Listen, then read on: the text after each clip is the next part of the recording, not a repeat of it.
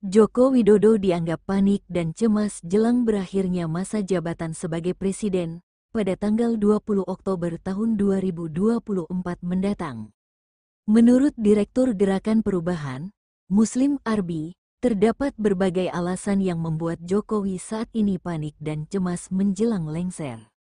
Panik dan cemas Jokowi saat ini bukan saja karena tidak punya rumah seperti Megawati dan SBY, tetapi tekanan dan desakan masyarakat agar Jokowi diadili atas sejumlah pelanggaran konstitusi dan KKN selama berkuasa semakin keras. Muslim menilai, Jokowi tidak akan ada yang membela seperti Megawati dan SBY yang masih memiliki partai politik, parpol. Siapa yang akan bela Jokowi dari tekanan publik karena faktor KKN, merusak demokrasi, konstitusi, moral dan hukum yang dilanggar Jokowi selama ini sehingga rakyat meminta tanggung jawabnya. Mau berlindung kemana jika rumah yang ada saat ini tidak melindunginya? Apalagi, lanjut dia, Jokowi juga sudah dianggap sebagai malin kundang dari PDIP dan Megawati yang telah membesarkannya.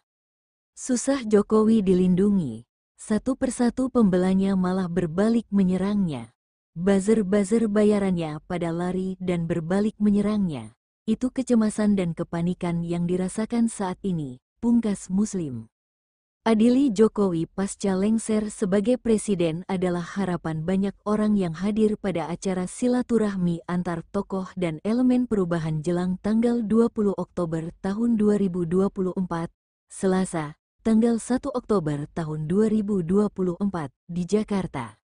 Mereka adalah Faisal Assegaf, Maijen Sunarko, TB Jafar, Alip Purnomo, Ramadan Pohan, Abraham Samad, Prof. Amin Rais, Ustaz Sambo, Din Syamsuddin, Marwan Batubara, Anton Permana, Olfah Alhamid, Slamet Subianto, Ex-Kepala Staf Angkatan Laut, Buni Yani, Ruslan Buton, M. Said Didu, Rahma Sarita, Roy Suryo, Adi Masardi, Antoni Budiawan, Edi Mulyadi, Reflai Harun, Dr. Tifa, dan lain-lain.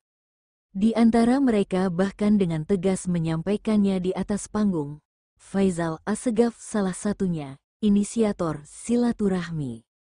Acara ini adalah gelombang pertama untuk menuntut keadilan, maka kita pastikan rakyat mengadili Jokowi di tanggal 20 Oktober, kata Faisal, mengawal acara. Terang-terangan disampaikan Prof. Amin Rais terkait mengadili Jokowi. Bahkan Amin menyinggung Gibran Rakabuming Raka wakil presiden terpilih untuk disertai. Maka sudah waktunya kita nanti usai tanggal 20 Oktober Prabowo dilantik, kita dobrak Gibran itu dari wakil presiden. Terpenting seret Mulyono ke penjara, Amin menyampaikan. Lainnya menuntut Jokowi diadili adalah Muhammad Said Didu. Alasan Didu menginginkan Jokowi diadili karena selama berkuasa, mantan wali kota Solo itu dianggap telah menyerahkan kedaulatan negara kepada oligarki. Oligarki yang mengatur negara ini, maka kita kesini untuk merebutnya. Kepada pemilik yang sah, Jokowi tidak mampu memimpin kita, maka Jokowi harus diadili, tegas Didu.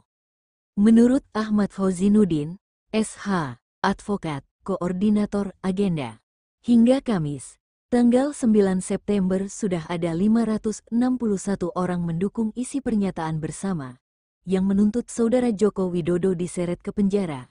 Ada komentar beragam yang diterima saat menerima dukungan pernyataan. Ada yang ekstrim, yang merasa seret dan penjara Jokowi kurang memadai, tidak setimpal dengan kesalahan, kejahatan dan kezaliman yang dilakukannya. Ada pula yang meminta cukup adili Jokowi. Namun, kami telah memberikan penjelasan sebelumnya tentang pilihan tema ini. Kata, seret Jokowi ke penjara, maknanya adalah mengekang kebebasan Joko Widodo dalam tahanan, penjara, untuk dibawa dan diadili di hadapan sidang yang terbuka untuk umum, untuk disaksikan oleh seluruh rakyat, agar segala kesalahan, kejahatan dan kezalimannya diadili, dan mendapatkan sanksi hukuman. Salah satu kasus yang bisa menahan dan menyeret Jokowi ke penjara adalah kasus ijazah palsu. Kasus ini, berdasarkan ketentuan pasal 263 KUHP tentang pemalsuan dokumen, ancaman pidananya 6 tahun penjara.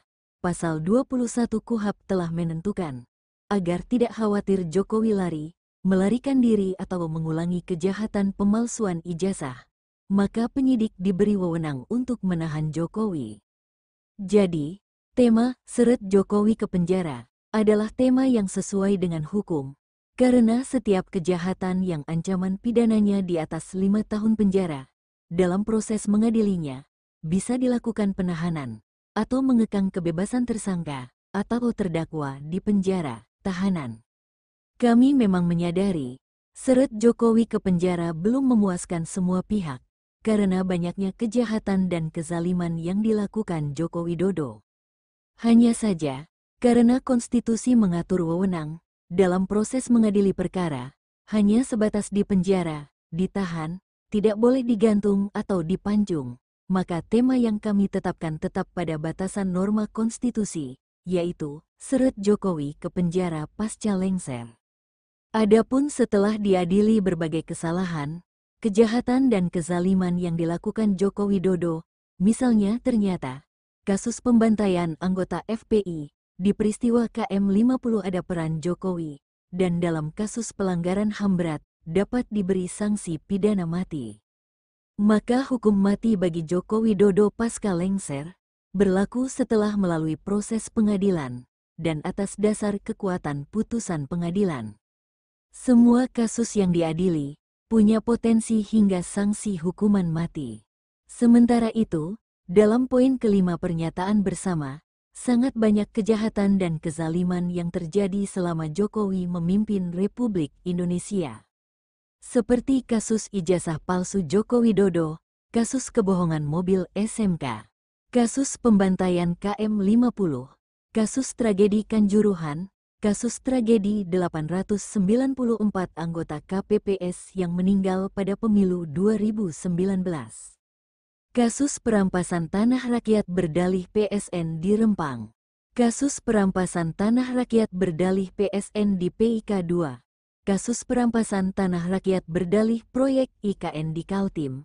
Kasus perampasan hak buruh melalui Undang-Undang Omnibus Law Cipta Kerja. Kasus pembungkaman HTI dan FPI. Kasus penistaan agama, kasus tuduhan terorisme pada ulama dan aktivis, kasus mendiskreditkan ajaran Islam khilafah, kasus pecah belah umat Islam, kasus pecah belah parpol dan perampasan kedaulatan partai politik, dan berbagai kejahatan dan kezaliman lainnya. Bukan hanya kasus Joko Widodo, tapi kasus dinasti politiknya juga harus diseret ke pengadilan. Sebut saja kasus dugaan ijazah palsu Gibran, dan usia Gibran yang belum genap 40 tahun, kasus akun Fufufafa, kasus dugaan korupsi Gibran dan Kaesang, yang telah dilaporkan Ubedillah Badrun di KPK, kasus dugaan korupsi Bobi Nasution dan istrinya Kahiyang Ayu yaitu korupsi tambang Blok Medan di Halmahera Timur, semuanya harus diusut tuntas, dan menjebloskan seluruh dinasti politik Jokowi ke penjara. Kini makin mendekati tanggal 20 Oktober tahun 2024. Itu artinya, sebentar lagi ajal kekuasaan Joko Widodo akan segera tiba.